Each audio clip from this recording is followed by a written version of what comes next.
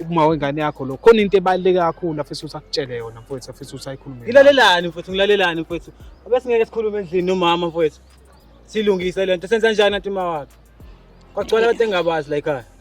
Hey baba ngibizile la abantu baka Solva zothi ukuthi bese bezongisiza. Bezokusiza kanjani ke khona ngoba bangenaphi labantu mama bangenaphi? Mfowethu udaba lwakho Mfowethu awume mfowethu ngikhuluma nomama. Mfowethu kwenze njani mama?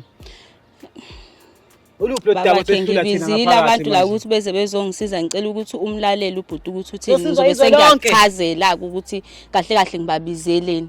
Uzosizwa izwe lonke endabeni zethu zomndeni wethu.